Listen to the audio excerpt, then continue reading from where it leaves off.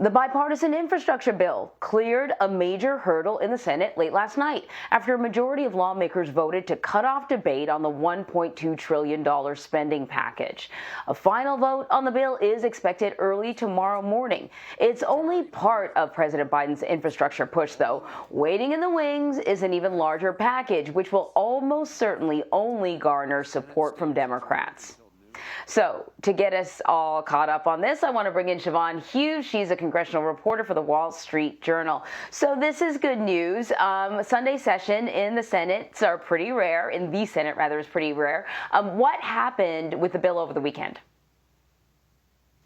Well, with the bill over the weekend, a lot of Republicans who didn't like it offered amendment after amendment in an attempt to slow things down. You also, though, saw some support being picked up as different amendments were adopted. The Senate veered into the area of cryptocurrency with a revenue-raising measure, and so they covered a lot of territory. But by and large, overall what happened was you saw the center, the political center of this country hold in a bid to carry this to the finish line on Tuesday morning. There are more than enough people to pass this bill in the Senate, and that does give it some momentum heading into the House.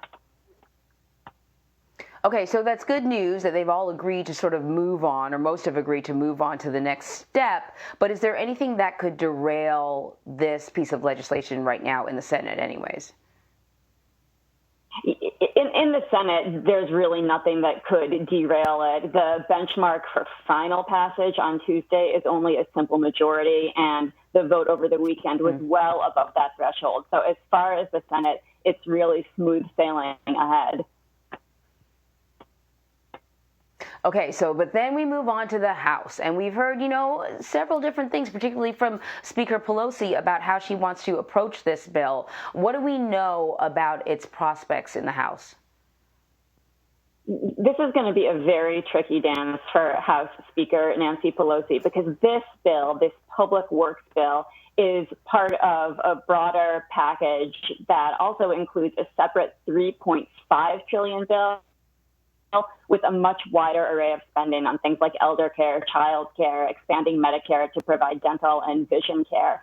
And Nancy Pelosi has said she is not going to bring up this public works bill that's on the verge of passing the Senate until that separate, larger $3.5 trillion bill is passed. That's in order to keep her progressives in line. Don't forget, there are moderate Democrats in the House, and the moderate Democrats, some of them are starting to say, hey, wait a second, I'm not going to pass the larger $3.5 trillion bill unless I have assurances that the public works measure is going to pass. And so she is being caught between the two poles of her party. Why does that matter? House Democrats can lose no more than 3 members of their own party in order to pass the bipartisan bill or any of the bills through the House. And so very, very tricky maneuvering for Nancy Pelosi ahead. This is an area in which she excels. She's good at counting votes. She's good at picking up votes. But nonetheless, this will be a real test of her abilities. And, in general, the clock is ticking, too. Senate Budget Committee Chairman Bernie Sanders told reporters on the Hill late last night that Democrats will be releasing their budget resolution today. How would you describe the chances of passing both bills before the Senate goes into recess?